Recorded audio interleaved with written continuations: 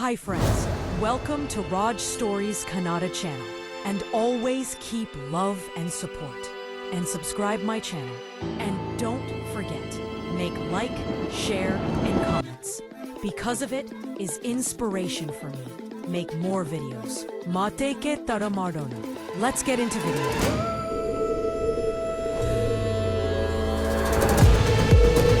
ಮಹಾರಾಜ್ ವೀರವಿಕ್ರಮ ಮತ್ತು ಗೂಢ ಅರಣ್ಯದ ರಹಸ್ಯ. ಪ್ರಾಚೀನ ಅಯೋನಗರದ ಮಹಾರಾಜ ವೀರವಿಕ್ರಮ ಧೀರನಾಗಿದ್ದವನು. ನ್ಯಾಯ, ಧರ್ಮ ಮತ್ತು ಜನರ ಕಲ್ಯಾಣಕ್ಕಾಗಿ ಜೀವವನ್ನೇ ಸಮರ್ಪಿಸಿದ ಮಹಾತ್ಮ. ಅವನ ರಾಜ್ಯ ಸಮೃದ್ಧಿಯಿಂದ ತುಂಬಿತ್ತು. ಬಂಗಾರದ ಹೊಲಗಳು, ಹಸಿರಿನ ತೋಟಗಳು, ಗಾಳಿಯಲ್ಲಿ ಹರಡುವ ಮಲ್ಲಿಗೆಗೂಡು ಸುಗಂಧ. ಆದರೆ ಈ ಶಾಂತಿಯ ಹಿಂದೆ ಒಂದು ಅನಾಮಿಕ ಭಯ ಅಡಗಿತ್ತು. ರಾಷ್ಟ್ರದ ಸೀಮೆಯಲ್ಲಿ ಅರಣ್ಯಗರ್ಭ ಎಂಬ ಗೂಢವನವಿತ್ತು. ಆ ಅರಣ್ಯದಿಂದ ರಾತ್ರಿ ಹೊತ್ತು ವಿಚಿತ್ರ ಬೆಳಕುಗಳ ಕಿಡಿಗಳು ಬರುತ್ತಿತ್ತು. ಜನರು ಅದು ದೇವತೆಗಳ ಕೋಪ, ಕೆಲವರು ಅದೆಷ್ಟು ವರ್ಷಗಳಿಂದ ಜಾಗೃತವಾಗಿರುವ ರಾಕ್ಷಸನ ನಡೆಯುವ ಛಾಯೆ ಎಂದು ನಂಬುತ್ತಿದ್ದರು. ಇದು ಅರಮನೆಗೆ ತಲುಪುತ್ತಿದ್ದಂತೆ ರಾಜನು ಜನರ ಸುರಕ್ಷತೆಗೆ ತಾನೇ ಹೊಣೆ ಎಂದು ತೀರ್ಮಾನಿಸಿದ.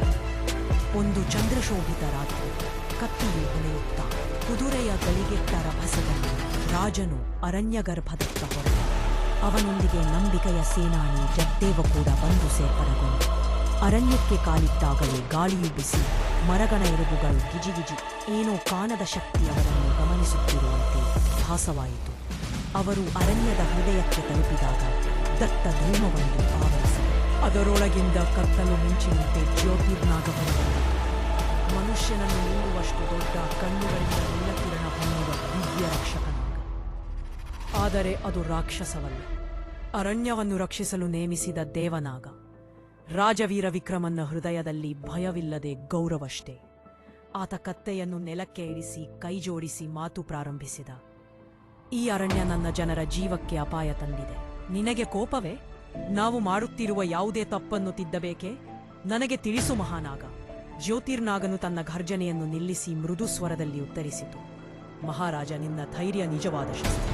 ಈ ಅರಣ್ಯವನ್ನು ರಾಕ್ಷಸರಿಂದ ನಾನು ರಕ್ಷಿಸುತ್ತಿದ್ದೇನೆ. ಆದರೆ ಕೆಲವು ದಿನಗಳಿಂದ ಒಬ್ಬ ದುರಾತ್ಮ ತಾಂತ್ರಿಕನು ಇಲ್ಲಿ ಕತ್ತಲೆಯ ಶಕ್ತಿ ಸಂಗ್ರಹಿಸುತ್ತಾನೆ. ಅವನು ನಿನ್ನ ರಾಜ್ಯವನ್ನು ನಾಶ ಮಾಡುವ ಉದ್ದೇಶ ಹೊಂದಿದ್ದ. ರಾಜನು ಕೋಪದಿಂದ ಕಣ್ಣು ಕೆಂಪುಗೊಳಿಸಿದ. ಅವನು ಎಲ್ಲಿದ್ದಾನೆ ಎಂದು ಕೇಳಿದ.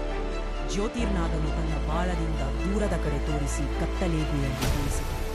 ರಾಜವೀರ ವಿಕ್ರಮ ಮತ್ತು ಜಗದೇವನು ಗವಿಗೆ ಪ್ರವೇಶಿಸಿದ. ತಾಂತ್ರಿಕನು ಕಪ್ಪು ಜ್ವಾಲೆಗಳ ನಡುವಿನ ಮಂತ್ರ ಜಪಿಸಿದ.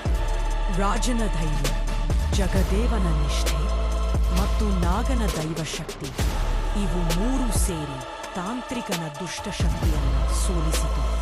ಅರಣ್ಯವು ಮತ್ತೆ ಪ್ರಕಾಶಮಾನವಾಯಿತು.